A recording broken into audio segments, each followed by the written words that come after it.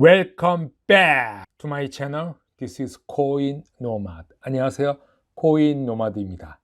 코인게코의 마켓캡은 2%가 오히려 상승했습니다. 전체 시장이 빠지지 않았다. 하지만 비트코인은 많이 빠진 것처럼 보이고 있습니다. 비트코인은 하락, 횡보하고 있지만 라지캡의 상위 코인들, 펀더멘탈이 강하고 근본이 있는 코인들은 돌아가면서 엄청난 상승을 하고 있습니다. 파리의 폴카닷이 20.3% 상승하고 쭉 내려가서 46이지요. 쿠슈마, 폴카닷보다 더 많이 상승했던 쿠슈마가 오늘 32% 상승했습니다. 알게 모르게 이렇게 테조스도 상승 많이 했죠. 돌아가면서 상승을 했다. 라지캡 전체가 상승하는 건 아니라 펀더멘탈이 강한 것만 돌아가고 있다.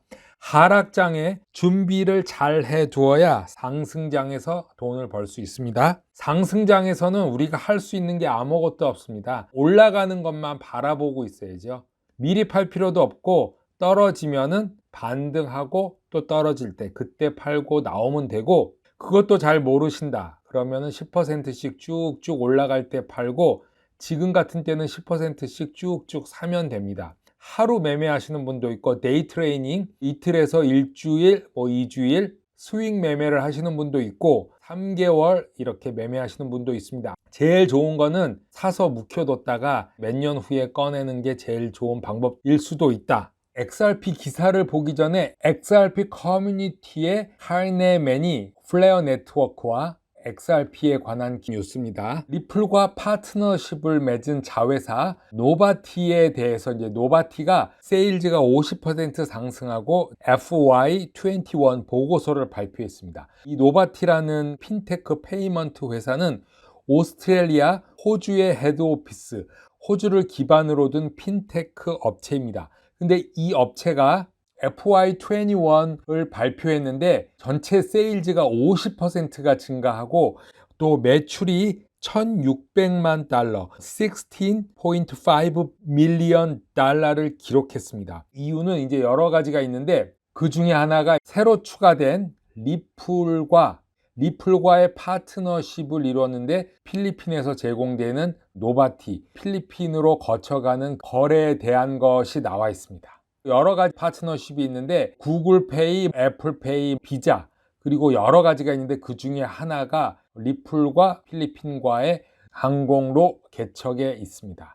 다크 디펜더가 업데이트한 8월달, 9월달 예상되는 차트를 올렸는데 첫 번째부터 보겠습니다. 첫 번째는 RSI 저항선이 8월 중순부터 2주 동안 이렇게 계속 내려오고 있는데 8월 14일 이후에 그 추세선을 깨고 올라가고 있다. 그리고 두 번째, XRP는 지속적으로 1불 11을 여기를 지지를 받고 있습니다. 떨어질 것 같다 하더라도 1불 10 정도 됐을 때 지속적으로 상승했다. 세 번째는 XRP가 저항선 트렌드 라인이 이렇게 내려오고 있죠. 만약에 1불 26을 반나절이나 하루 동안 머물렀다면 업 트렌드로 가는 계기가 될 것이다. 네 번째는 1불 26이 굉장히 중요하다. 이 저항선을 깨게 되면은 이걸 바탕으로 올라갈 수 있다. 여러 가지 면으로 봤을 때 XRP도 이제 다시 상승하는 때가 오는 것 같습니다.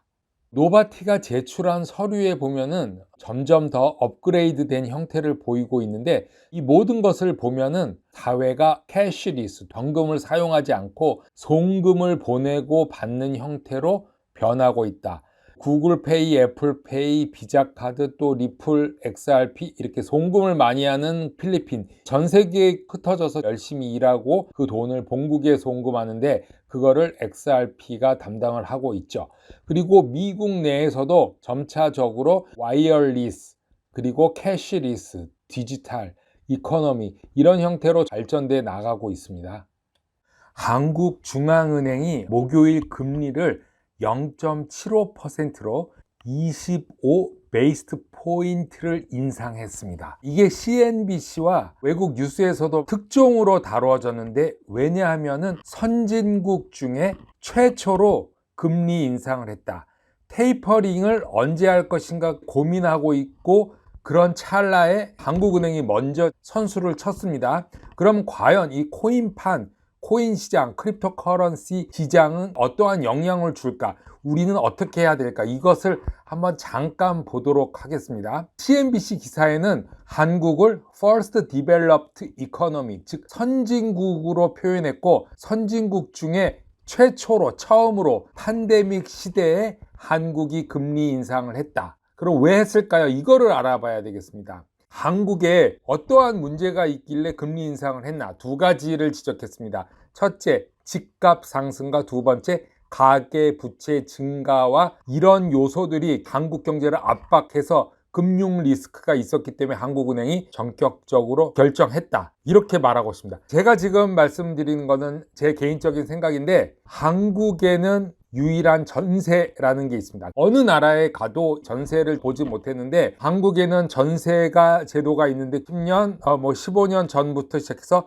전세 대출을 해서 갭 투자를 하죠. 너도 나도 갭 투자를 한다. 그런데 이 갭 투자가 이제 심각한 문제를 불러오게 된 것이죠. 두 번째는 가계부채가 문제인데, 선진국 중에 가계부채가 이렇게 큰 나라는 별로 없습니다. 정부가 약간은 사회주의적으로 컨트롤하는데, 오히려 한국은 가계부채를 장려했다. BIS 기준으로 보면은 80%가 권고지만 보통 선진국들은 100% 넘는 곳도 많습니다. 한국은 전세를 포함한다면 200% 가까이 된다. 이런 얘기도 있기 때문에 이거는 가계부채 엄청난 거죠. 그래서 이 두 가지로 인해서 금리 인상을 한 게 아닌가 이렇게 보고 있습니다. 기사에 의하면은 한국의 중앙은행은 목요일 바이러스 이런 위협에도 불구하고 금융 위험이 가중되는 것까지 예상하고 금리 인상을 했습니다. 거의 3년 만에 정책 금리를 인상했는데, 전체적으로 봐서는 선진국 중에 지금 한국이 최고입니다. 그럼 앞으로 어떻게 될 것인가? 연준 의장 파월은 2020년까지 2%로 인플레이션을 묶어두겠다고 그랬습니다. 2%에서 2.2%로 가면은 경제가 심각하게 어려워집니다.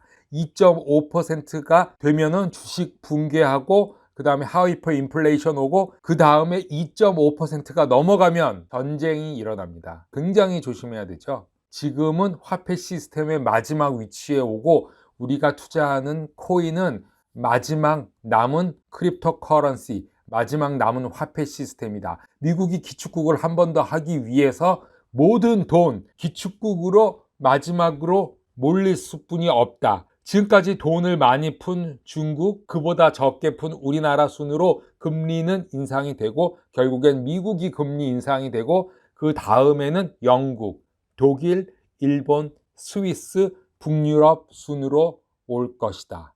제가 그래서 말씀드리는 거는, 우리가 위기에 대응하려면은 현금, USDT는 어느 정도 있어야 된다. 중간중간 말씀드리지만 아무리 없어도 5%에서 15%는 상승장이건 하락장이건 빨리빨리 메꿔놔야 된다. 15%는 가지고 유동성을 처리해야 된다. 포트폴리오에 XRP를 가진 분들은 5%에서 10% 스텔라 루멘 가지라고 옛날에 했습니다. 그런 것처럼 이제는 우리가 15%의 유동성은 가지고 있어야 되지 않나.